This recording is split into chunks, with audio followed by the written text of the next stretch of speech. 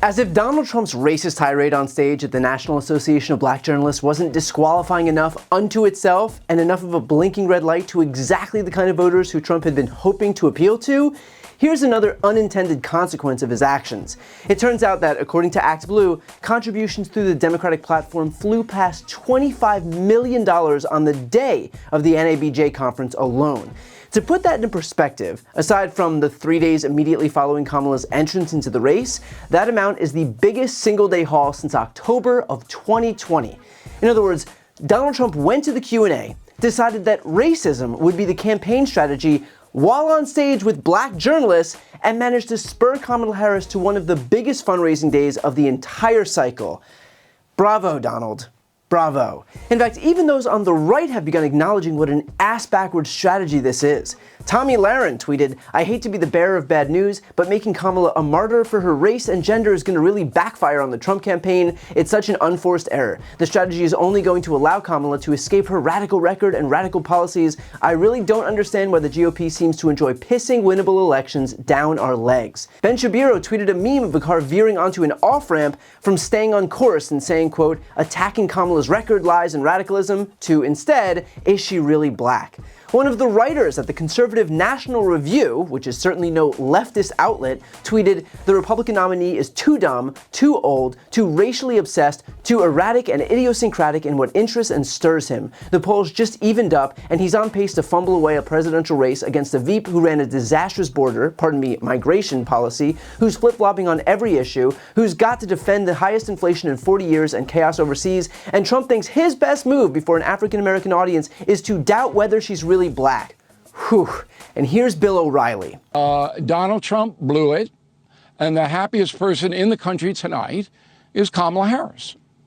Because she's sitting there cackling, look at this, look at this, look at Trump. He's just alienated millions of black voters who aren't going to really get what happened there. The broadside against Kamala Harris was that she's a phony, that she used one bit of ethnicity to do this, one bit to do that. But Trump didn't articulate it. I mean, hell, even Rick Santorum expressed some deep concern.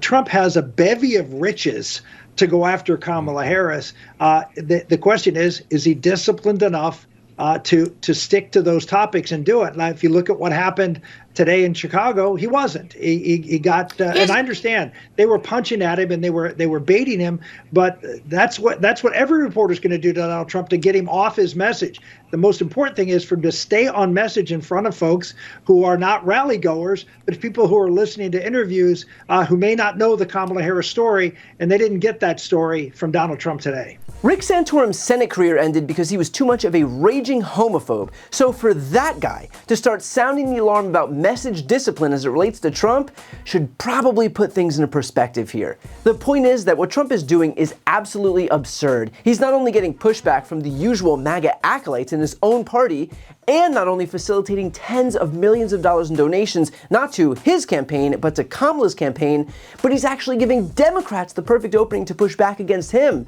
Here's just a small sampling of what that looks like. The more she pulls ahead, the more you're going to see, I think, Trump revert to the only thing he knows how to do when he's trying to get attention, which is to get more and more outrageous. Remember, for that brief period when it looked like maybe he might have been winning earlier this year, he actually began to show some glimmers of something that might be described as discipline.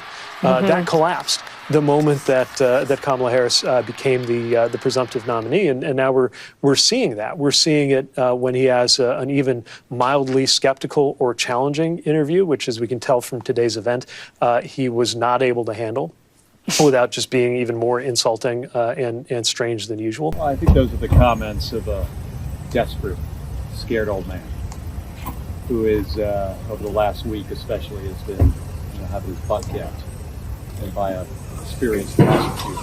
And look, I'm not here to give Donald Trump campaign advice, but I'm really not sure what the upside here is other than satisfying some innate desire to just be racist, which I recognize, if you're Donald Trump, certainly is tempting. This is the guy, after all, who's accused of abusive behavior toward black tenants, the guy who took out a full-page ad calling for the death penalty for the wrongly convicted Central Park 5.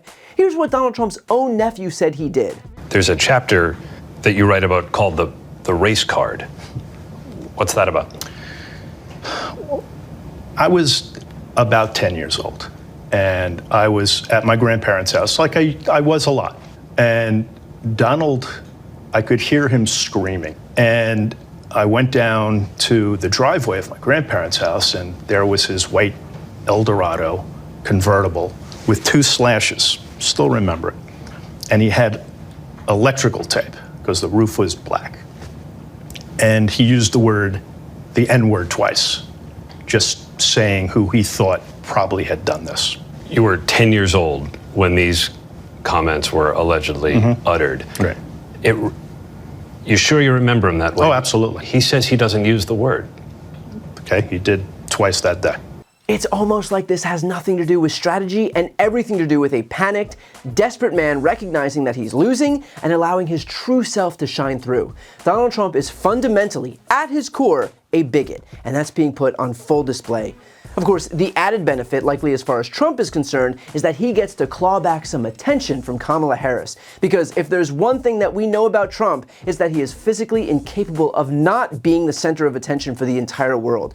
So if that means he has to say something shocking, or disgusting, or racist, or all three, to be able to gain back the nation's eyeballs, then clearly he's not above doing that. Attention for Trump is like water for fish. So if Trump is that desperate for attention, my advice is just to keep going. Keep filling up Kamala's war chest, keep inviting the ire of even extreme Republicans like Ben Shapiro and Tommy Lahren, who recognize the disaster that is this strategy. Keep distancing yourself from black voters and young voters, all of whom are completely capable of acknowledging the existence of and accepting biracial Americans. And for those watching who might be saying, "Shut up, Brian, let him sink himself, stop trying to help him," the point is that nobody can help Donald Trump. The guy's got an entire team of people desperate to win in November around him, and even they can't control him. I can assure you that if he's not listening to them while he sets his own campaign on fire, we really don't have to worry about him taking my advice. Donald Trump is a sinking ship, and the person responsible for sinking it is him. I've got a really exciting announcement. I've written a book. It's called Shameless. This book explores how Republicans have exploited their historical branding while attacking our democracy, how the media has proven itself a willful participant, and how Democrats can learn from this to rebalance the political scales and save our democracy. It has been a lifelong dream of mine to write my own book, and so I'd like to ask you to pre-order it by clicking the link right here on the screen. And if you buy within this pre-order period, your book is going to come with a signed nameplate. As you know, I've never had a single sponsor on my channel. I don't ask for money or anything like that. But if you're looking for a way to support me, this is hands down the best way to do it. So again, follow the link right here on the screen, and thank you from the bottom of my heart for pre-ordering Shameless. And as always, make sure to subscribe to see more of my content.